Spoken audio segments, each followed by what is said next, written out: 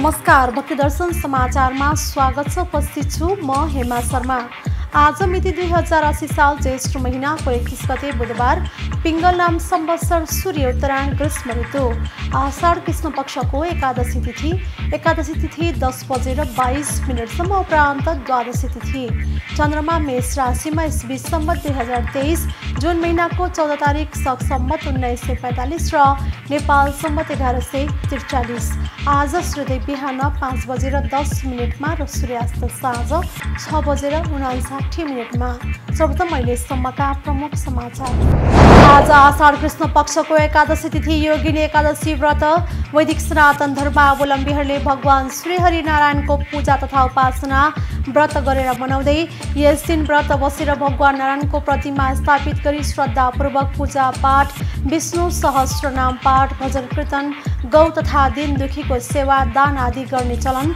योगिनी एकादशीको विधिपूर्वक व्रत गरेर कथा श्रवण गरेमा 88 ब्राह्मणलाई सहस्र भोजन गराए बराबर पुण्य प्राप्त हुने, भुक्ति मुक्ति प्राप्त हुने विभिन्न धार्मिक ग्रन्थहरूमा उल्लेख। आज विश्व रक्तदाता दिवस। विश्वभर विभिन्न कार्यक्रम गरी मनाइँदै मानव रगत समूह पत्ता लगाउने वैज्ञानिक कार्ल ल्यान्डस्टिनरको जन्मदिन 14 जुनको अवसर पारेर हरेक वर्ष 14 जुनमा रक्तदाता दिवस मनाउने चलन। यस वर्ष रक्तदान देऊ, प्लाज्मा दान गरौँ र यसरी जीवन बढाउँ र पटक पटक जीवन बाँड्ने रक्तदान गरिरहँ भन्ने नाराका साथ मनाइँदै पूर्वमा भूमे पर्वको रौनक सुरु। प्राकृतिक विपत्तिबाट बच्ने विश्वासका साथ प्रकृतिको पूजा गरी यो पर्वमा ज्येष्ठ मसान्तको अघिल्लो दिनमा पुजारी सहित फुल टिप्न, आफूलाई पाइप पर्ने लेकमा जाने तथा रातभरि नाच्दै गाउँदै रमाइलो गर्दै आधी बाटोमा बास बसेर ज्येष्ठको अन्तिम दिन बिहानै लेकमा पुगी फुल टिपेर ल्याउने चलन। जेठको मसान्तको दिन दुध मात्र खाएर आषाढ 1 गते विशेष पूजा गरेमा अकालमा मानव क्षति तथा बाढी पहिरो आदि नजाने जनविश्वास। भूमे पर्वको उपलक्ष्यमा भूमे गाउँपालिकाले आज पालिकाभरि सार्वजनिक बिदा दिए। कुनै बेला मिथिला क्षेत्रमा अत्यन्तै लोकप्रिय बनेका प्रसिद्ध ऐतिहासिक तथा सांस्कृतिक लोकनाच यति बेला लोप हुँदै बढ्दो प्रयोग तथा उचित संरक्षणको अभावमा 7औं र 8औं शताब्दीदेखि मिथिला क्षेत्रमा प्रचलनमा रहेका मिथिला क्षेत्रका ऐतिहासिक प्राचीन लोकनाच राजा सलहेस, शीत वसन्त, रुना झुना, जङ्गली बादशाह, गोपीचन्द, कुँवर, ब्रिजभान, सुन्दर वनको सुन्दर फूल, अल्लाह रुदल, गुगली घाट, सामा चकेवा, कमला मैया जस्ता नाच लोप हुने अवस्थामा। करिब 5 वर्ष जति सुनसान बनेको भेडेटारमा केही दिन यता भने निकै चहल पहल। तराईमा गर्मी बढेसँगै गर्मी छल्न दैनिक 2000 भन्दा बढी आन्तरिक तथा बाह्य पर्यटक भेडेटार पुग्दै।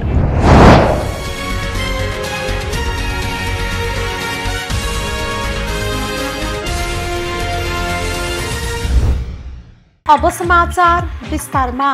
आज आषाढ कृष्ण पक्षको एकादशी तिथि योगिनी एकादशी व्रत वैदिक सनातन धर्मावलम्बीहरूले भगवान श्री हरिनारायणको पूजा तथा उपासना व्रत गरेर मनाउँदैछन्।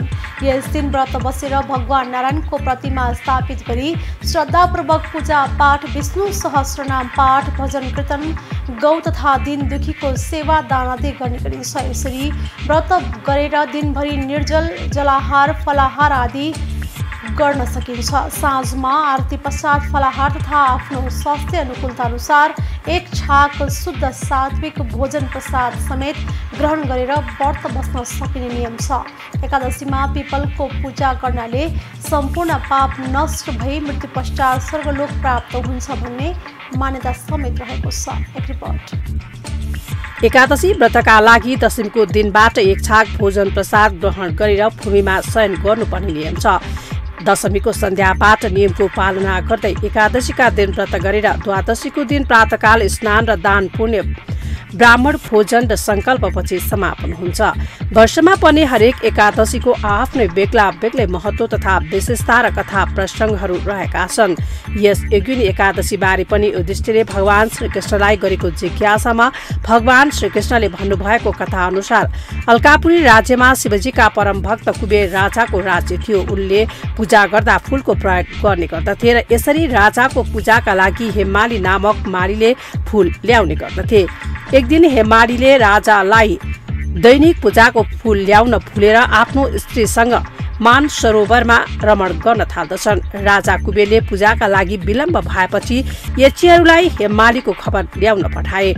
समयमा फूल नल्याएर आफ्नो प्रिय भगवान शिवको अर्चनामा ढिलाइ गराएकोले राजा कुबेरले रिसाएर हेमालीलाई स्त्रीको वियोग अनि मृत्यु लोकमा गएर कोडी हुनुपर्ने अर्थात् रोगी हुनुपर्ने श्राप दिन्छन्। कुबेरको श्रापले हेमाली त्यसै बेला मृत्यु लोकमा रोगी भएर आइपुग्छन्। शिवको भक्तिले गर्दा हेमालीले आफ्नो विवेक भने गुमाएका थिएनन्। उनी मृत्यु लोकमा आएर हिमालय पर्वततर्फ सुस्तरी जान्छन् र एकजना प्रभावशाली ऋषिलाई भक्तिपूर्वक आफ्नो व्यथा सुनाउँछन्। उनी ऋषिले हेमालीलाई योगिनी एकादशीको व्रतका बारेमा बताउँछन् र हेमाली यसै एकादशीको व्रतको प्रभावले पुनः पुरानै जीवनमा फर्कन्छन्। यस एकादशीको विधिपूर्वक व्रत गरेर कथा श्रवण गरेमा 88 ब्राह्मणलाई शस्त्र भोजन गराए बराबर पुण्य प्राप्त हुने कुरा एकादशी महात्म्यमा लेखिएको छ। आज विश्व रक्तदाता दिवस विश्वभर विभिन्न कार्यक्रम गरी मनाइँदैछ। विश्व रक्तदाता दिवस 2080 को उपलक्ष्यमा रक्तदान जनचेतना र्याली तथा प्रभात फेरी लगायतका कार्यक्रमका साथ भइरहेको छ। वर्ष 2023 को रक्तदाता दिवसको नारा चाहिँ रक्तदान दिऊ, प्लाज्मा दान गरौँ र यसरी जीवन बाँडौँ र पटक पटक जीवन बाँड्ने रक्तदान गरिरहँ भन्ने रहेको छ। मानव रगत समूह पत्ता लगाउने वैज्ञानिक कार्ल ल्यान्डस्क्रिनरको जन्मदिन 14 जुनको अवसर पारेर हरेक वर्ष 14 जुनमा रक्तदाता दिवस मनाउने गरिएको छ। विश्व स्वास्थ्य संगठनको आह्वानमा सन् 2004 देखि यो दिवस मनाउन सुरु गरिएको इतिहास छ। यस दिवसलाई रक्तदान दिवस भनेर पनि मनाउने गरिन्छ। रक्तदाता दिवसका अवसरमा रक्तदान कार्यक्रम सहित रक्तदानको महत्त्वबारे जानकारी दिने खालका र्याली, कोड सभा, प्रभात फेरी लगायत चेतनामूलक कार्यक्रमहरूको आयोजना गरिँदै आएको छ।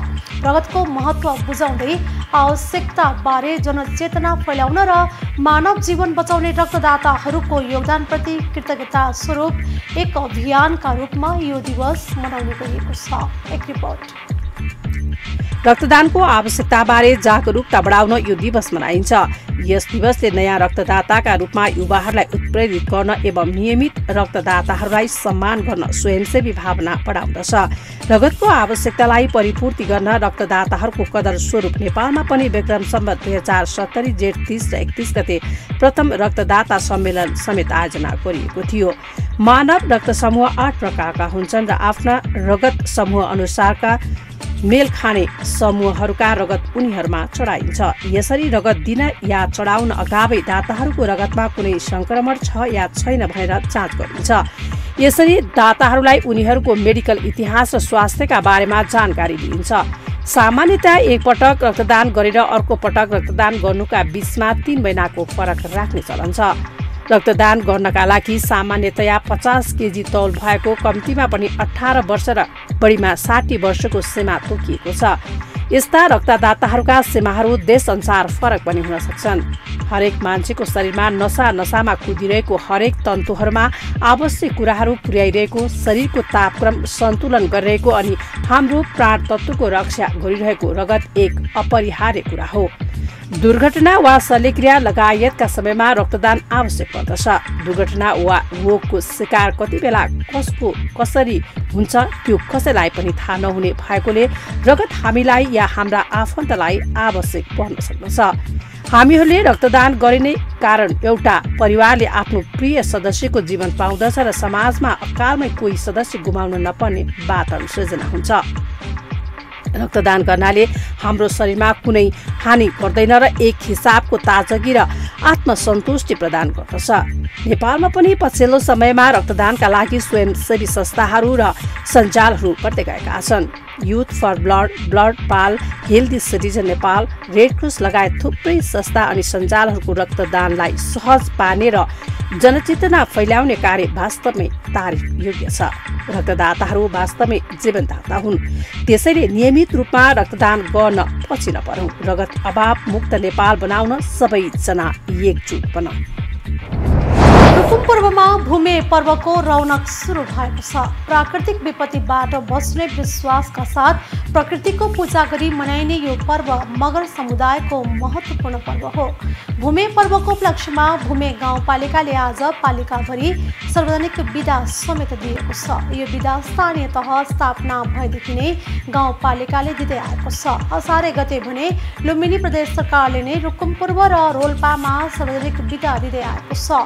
ज्येष्ठ मसान्तको अघिल्लो दिनमा पुजारी सहित फुल टिप्न आफूलाई पाए पर्ने लेकमा जाने गर्दछन्। रातभरि नाच्दै गाउँदै रमाइलो गर्दै आधी बाटोमा गएर बास बस्ने र भोलिपल्ट अर्थात् ज्येष्ठको अन्तिम दिन बिहानै लेकमा पुगी फुल टिपेर ल्याउने चलन छ। पुजारी र दमाहाका साथ फुल लिन जाने चलनलाई मुरुला लिन जाने भनिन्छ। ज्येष्ठको अन्तिम दिन बिहानै लेकमा भूमि देवतालाई धारधुप गरेर फुल टिप्न आरम्भ गरेसँगै भूमे पर्व सुरु हुने बताइन्छ। एक रिपोर्ट। भूमे पूजामा अर्नी पानी सगुन बोकेर लेक जानेले ल्याएको रङ्गी बिरङ्गी फुल सबैलाई शिरमा लगाइदिएर अग्रजको आशीर्वाद थाप्ने गरिन्छ। अध्यक्ष श्रेष्ठ भन्नुहुन्छ, फुल लेकाली देवताको सगुनको रूपमा टिप्ने र ग्रहण गर्ने गरिन्छ। पुजारी गाउँलेले खटाएको हुन्छ। पुजारीले लेकमा थजा थारधुप तथा अक्षता सहित भूमि देवतासँग गाउँमा राम्रो होस् भनी बाचा कबुल गरेर लेकबाट नै शिरमा रङ्गी बिरङ्गी फुल तथा मगर पोसाकमा लहरै लागेर नाच्दै गाउँ झर्छन्। पुजारीले विशेष पूजा दिँदा गाउँमा महिलाले ध्वाँसो खरानी दशैंमा ढोकामा राखिएको टिका जमरा जस्ता घर लिपोत गरेर निस्किएको फोहोरलाई घर बाहिर फाल्दछन्। त्यसैलाई नै बल हाल्ने भनिन्छ। बल हाल्दा वर्षभरिको ग्रह दशा र विपत्ति भूमिले लैजाने जनविश्वास रहिआएको छ। पर्वमा पूजासँगै 22 चालमा नाच्ने गरिन्छ। स्थानीय भाषामा यस पर्वलाई नोगोबाङ्गे पनि भनिन्छ। आफू बसेको ठाउँको भूमि र भूमि देवताको पूजा गरेर मातृभूमिप्रति श्रद्धा र आदर प्रकट गर्नका लागि यो पर्व मनाइने गरेको गाउँपालिकाका प्रमुख प्रशासकीय अधिकारी चन्द्रसिंह श्रेष्ठले बताउनु भएको छ। यो पर्व मनाएपछि दैवी विपत्तिबाट जोगिने जनविश्वास छ। विगतमा मगरले मात्र मनाउने यो पर्वमा अहिले अन्य जातिले पनि रमाउन थालेको श्रेष्ठले बताउनु भएको छ। मगर राज्य रहेको समयमा वर्षभरिको नियम कानुन बनाउने तथा त्यसका लागि प्रतिनिधि चयन गर्ने दिनको रूपमा समेत यो पर्वलाई लिने गरिन्छ। सोही पर्वमा जनताको संख्याको लगत राख्ने जस्ता काम समेत गरिन्थ्यो। मगर बहुल क्षेत्रमा विशेष पर्वको रूपमा मनाइने यस पर्व रुकुम पूर्वको भूमे गाउँपालिकामा विशेष तरिकाले मनाइन्छ। पुथा उत्तरगंगा र सिस्ने गाउँपालिकाको विभिन्न क्षेत्रमा पनि यो पर्व मनाइने गरिएको पाइन्छ। मगर संस्कृति अध्येता तिलक रोका मगरका अनुसार परापूर्व कालमा एक मगर बाहुल्यता भएको गाउँमा अल्पसंख्यक रूपमा भाँडाकुँडा बनाउनलाई सिरपाली बिक कपडा सिलाउने र बाजा गजा बजाउने दमाईको मिश्रित बसाई रहेको थियो। खोलाको पानी लिन गाउँबाट केही माथि ठूला ठूला पहराहरू काटेर जानु पर्दथ्यो। खोलामा पानी भर्न जाने क्रममा कुनै जोग पारेर मान्छे हराइरहेका हुन्थे। यसरी पानी भर्न जाने मान्छे हराउँदै जाँदा गाउँ नै विवल भयो। यसरी गाउँ नै शोकमा डुबेपछि गाउँका मुखियाले गाउँ भेला बोलाई मान्छे हराएको पत्ता लगाउन गाउँका सबैलाई खटाउँछन्। 5-6 जनाको टोली बनाएर पानी भर्न लगाउँदा फर्कने क्रममा पछिल्लो पानी भरुवालाई पहराको मुनिबाट निस्केको सर्पले खाएको देख्छन् र अन्य मान्छेले देख्छन्। यसरी सर्पले खाएको थाहा पाएपछि गाउँलेहरू भेला भई कसरी सर्पलाई तह लगाउन सकिन्छ भनेर छलफल गर्छन्। श्रीपाली बेकले म त्यो सर्पलाई आफ्नो काबुमा ल्याउन सक्छु भनेर भन्छ। त्यसका लागि एक थार्ने फलामको सनासो तयार पारिन्छ र फेरि पानी भर्न मान्छे पठाइन्छ। सर्प त्यही मान्छेलाई खान निस्केको बेला सनासोले सर्पको घाँटीमा अठ्याएर सोधेपछि आफू भूमि देवता भएको र जेठको मसान्तको दिन दूध मात्र खाएर असार 1 गते विशेष पूजा गरेमा मानव क्षति नगर्ने र बाढी पहिरो पनि रोक्ने शर्तमा त्यही वर्षबाट पूजा गरिँदै आएको बताइन्छ। त्यस उपरान्त कुनै मानवीय क्षति नभएको र बाढी पहिरो पनि नगएको बताइन्छ।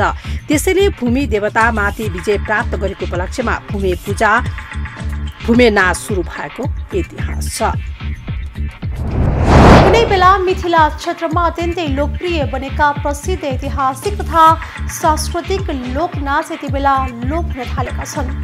बढ्दो प्रयोग तथा उचित संरक्षणको अभावमा 7औं र 8औं शताब्दीदेखि मिथिला क्षेत्रमा प्रचलनमा रहेका मिथिला क्षेत्रका ऐतिहासिक प्राचीन लोकनाच राजा सहलेश, शिव शीतवसन्त, रुनाझुना, जङ्गली बादशाह, गोपीचन्द, कुँवर बृजमान, सुन्दरवनको सुन्दर फुल, अल्लाह रुदल, गुगली घाट, सामा चकेवा, कमला मैया जस्ता नाच लोप हुन थालेका हुन्। एक रिपोर्ट।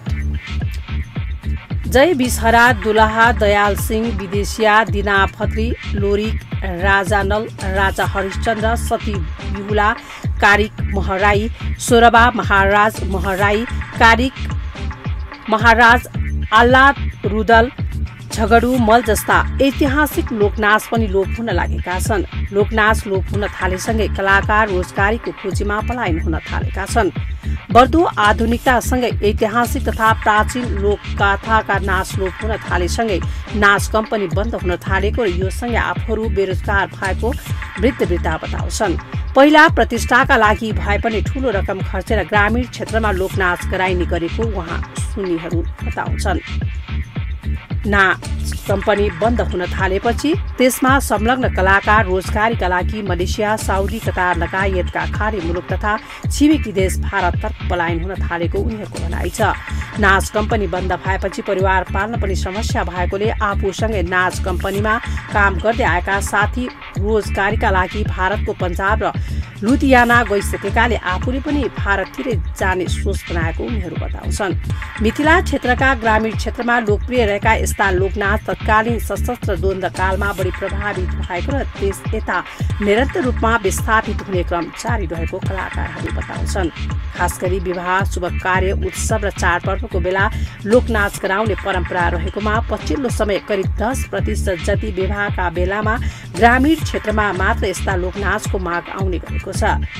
ऐतिहासिक र प्राचीन घटनामा आधारित यी लोकनाच लोप हुन लागेकोमा संस्कृतविद समेत चिन्तित बनेका छन्। संस्कृतविद पूर्व प्राध्यापक पिताम्बर लाल यादव मिथिला क्षेत्रको संस्कृतिको धरोहरको रूपमा रहेका लोकनाच लोप हुनु दुःखद कुरा भएको बताउनुहुन्छ। ऐतिहासिक र सांस्कृतिक महत्त्व बोकेको लोकनाचको संरक्षणमा सरकारबाट उचित कदम चाल्नुपर्ने उहाँको भनाइ छ। मिथिला क्षेत्रसँग जोडिएको पल्लवित र पुष्पति भएका यस्ता लोकनाचको संरक्षण तथा सम्वर्धनमा ध्यान नदिए मिथिला क्षेत्रका संस्कृति हराउँदै जाने भएकाले सरकारले स्थानीय निकाय मार्फत बजेट छुट्याउने पनि माग कलाकारहरूको छ। करिब 5 वर्ष सुनसान बनेको भेटाड केही दिन यता भने निकै चहल पहल छ। तराईमा बढेको गर्मीका कारण भेटाडमा चहल पहल बढेको हो। केही दिन यता गर्मी छल्न दैनिक 2000 भन्दा बढी आन्तरिक तथा बाह्य पर्यटक भेटाड पुग्ने गरेका छन्। तराईमा बढेको गर्मी छल्न भेटाड आउने आन्तरिक तथा बाह्य पर्यटकको ओइरो लागेको स्थानीय बताउँछन्। एक रिपोर्ट। बढ्दो गर्मीका कारण तराईको जनजीवन प्रभावित भएको छ। तराईका लागि गर्मी यति बेला निकै कष्टकर बन्दै गएको छ। तर पहाडी क्षेत्रको पर्यटकीय स्थलमा भने चहल पहल बढ्दो छ। भेटेटार मात्र नभई पहाडी क्षेत्रको उच्च स्थानमा रहेका बजार सहित पर्यटकीय जिल्लाबाट आउने व्यक्तिको भीडभाड छ। भारतको बिहार, पश्चिम बंगाल, उत्तर प्रदेश, सिक्किम तथा दिल्लीबाट समेत पर्यटक आइरहेको नमस्ते झरना व्यवस्थापन समितिका अध्यक्ष दिलीप लिम्बुले बताउनु भएको छ। अहिले नमस्ते झरनामा समेत दैनिक 1000 भन्दा बढी पर्यटक आउने गरेको उहाँको दाबी छ। नमस्ते झरनाको चिसो पानीमा नुहाउनेको पनि यति बेला कमी छैन। आफ्नो स्थान र यहाँको मौसममा निकै भिन्नता भएकोले केही दिन गर्मी छल्न यतातिर आएको भारत पुनियाका अभिषेक कुमारको भनाइ छ। भेटेटार तराईबाट गर्मी छल्न पुगिने सबैभन्दा नजिकको स्थान हो। सुनसरीको धरानबाट 70 किलोमिटर उकालो यात्रापछि भेटेटार पुगिन्छ। अहिले धनकुटामा गर्मी छल्न आउने करिब 60% नेपाली छन् भने 40% भारतीय पर्यटक छन्।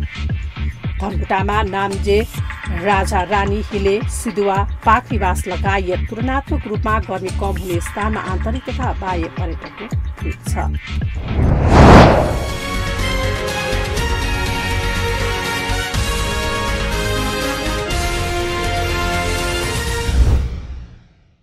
अहिले हामी भक्ति दर्शन समाचारको अन्त्यमा आइसकेका छौँ।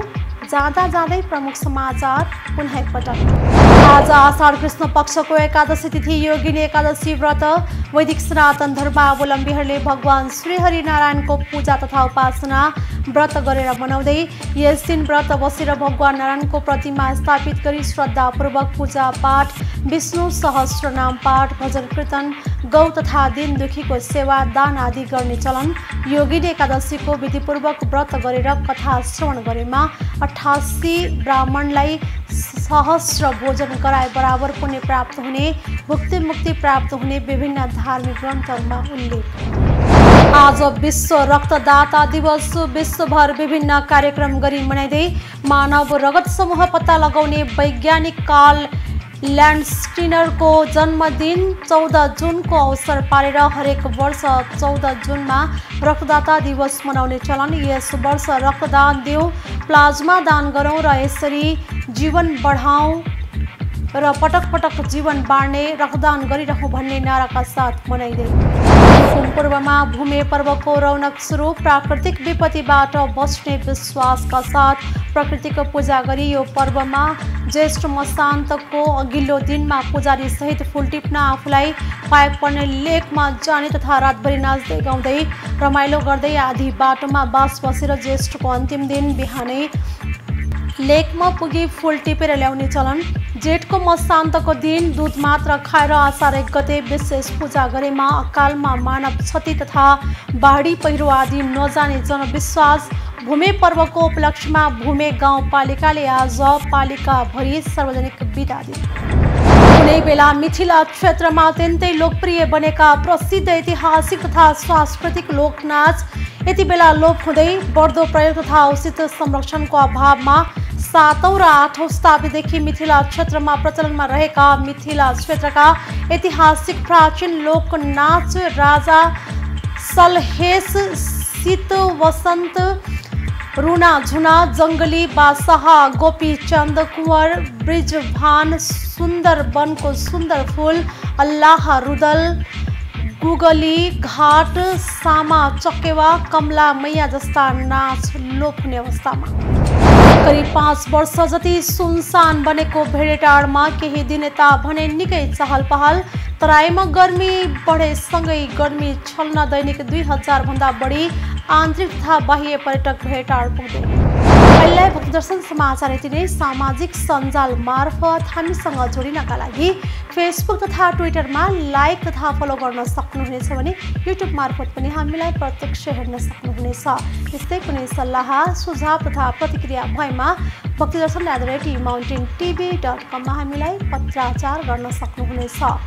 धर्म, संस्कृति र संस्कारको संवाहक भक्तदर्शन टेलिभिजन HD हेर्दै हुनुहोला। नमस्कार।